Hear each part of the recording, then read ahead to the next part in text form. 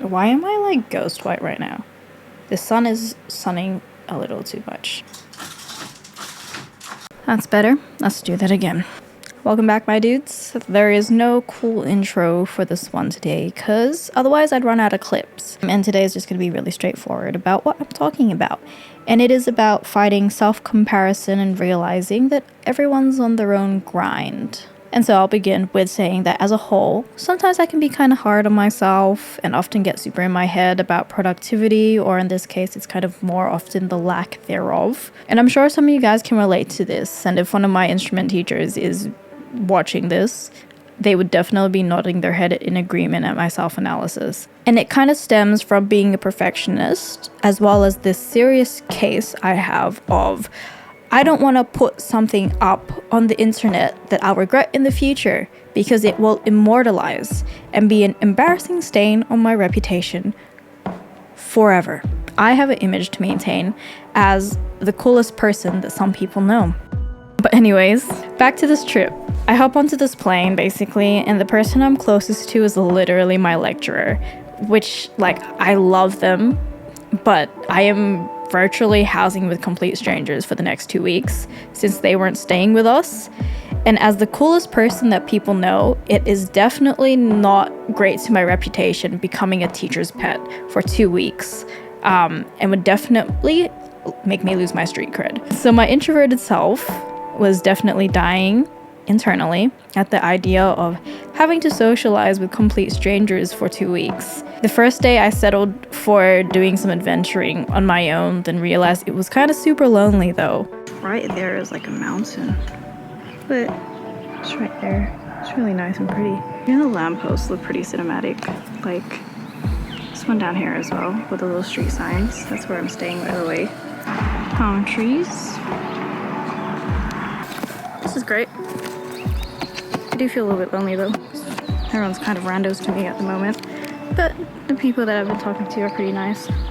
And so it's kind of daunting getting to know these people, but at the same time, it was cool learning about such epic individuals. There are a lot of talented people that I met on this trip that I'll be working with in the future, so keep your eyes peeled. And hearing their stories and where they are with their craft was great, especially if they were kind of active in the industry.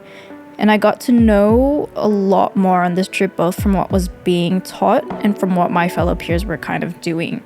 And it was definitely an amazing networking opportunity as well. So the whole preface of this trip was partnering with JMC's sister school called LACM, Los Angeles College of Music. And it's a lovely school and lovely people. And this trip was also inclusive of about a week's worth of content classes. So we could kind of compare the Australian and American industry, as well as doing a little bit of speed writing and recording. And for the most part, it is quite frankly the same, which is understandable since America basically built the basic framework for the industry in terms of the artist and record label kind of thingamabob, scaffold, if that's the word for it.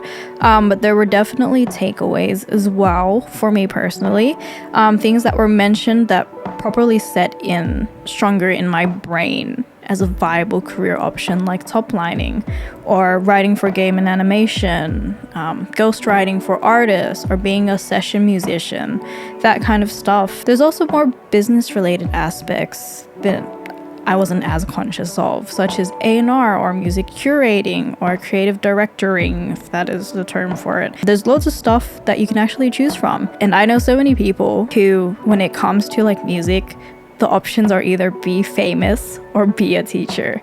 But there's so much more than that. But at the same time, there were also loads of people who were similar to me, veteran musicians who hadn't released any of their work yet for the world to hear, who were just as highly perfectionistic.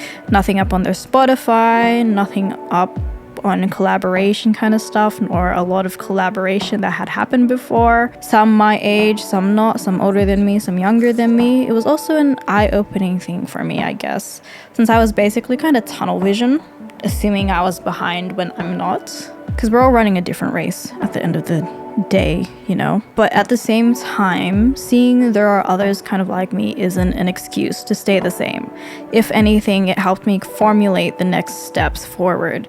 Things like establishing myself a bit better, the importance of collaboration and how great of an experience it is. You learn a lot of things from the different songwriting processes of other people, and likewise, it's a great way to, you know, expose yourself to new skills. Even just creating networks to have a song mixed better as well, because my ears are very, very undertrained, and make my own processes easier as well whilst lacking some technical skills. So now that's what I am majorly working on as of this moment, slowly, very slowly, but it's a lot better than aimless wandering and kind of contextualizes things more succinctly and clearly. But for you viewers, if you feel like you're falling behind no matter how hard you're trying, your effort alone is a win. Let's consider that. And it's highly likely that you aren't the only one feeling that way as well. And this doesn't just apply to music. It can apply to a whole bunch of other things. Anyways, thanks for watching. Hope you guys enjoyed that and maybe did a little self-reflection too. If you didn't, good for you. You must be bulletproof. And I'll see you guys in the final installment. Don't mind it just also getting progressively darker. Bye!